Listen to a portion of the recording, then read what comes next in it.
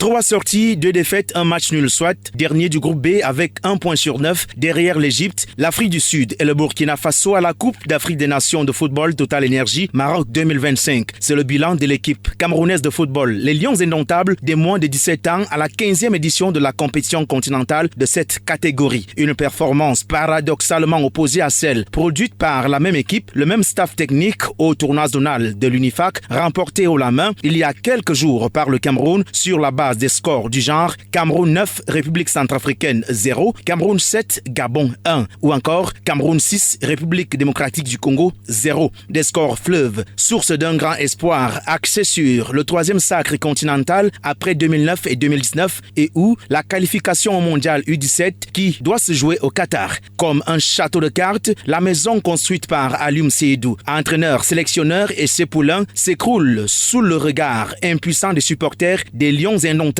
Une chute qui noircit le statut de favori qu'arborait fièrement le Cameroun avant le 30 avril 2025 en tant que l'un des pays 2 fois champion d'Afrique parmi les 16 nations présentes en terre marocaine à côté du Mali, le Ghana, la Gambie et le Nigeria. Le Cameroun est alors obligé de quitter prématurément le navire pour sa 6e fois au premier tour, excepté l'édition de 1999 en Guinée équatoriale où il est éliminé en demi-finale et les 2 années de succès citées pour cette édition 2025, les atouts offensifs et défensifs démontrés au préalable par les U17 camerounais sont aussitôt confondus en illusion à cause d'une maladresse accentuée des verts rouges et jaunes devant les buts adverses, des fautes dangereuses et évitables commises à l'emporte-pièce, des sorties hasardeuses du gardien de but et un banc de touche au comportement et à l'expression d'une panne de solutions et de stratégie. Une fin du tournoi qui stoppe les éloges et laisse place à une série d'interrogations entre les résultats stratosphériques glanés à l'UNIFAC, le temps d'acclimatation, le mental de l'équipe, les commodités de préparation à la dite compétition et bien d'autres questions qui se définissent par la question devenue commune, à savoir qu'est-ce qui n'a pas marché? À cette série de questions, la réponse impose une cure de concentration et de maturation pour cette équipe qui présage néanmoins des automatismes individuels et collectifs positifs pour l'avenir.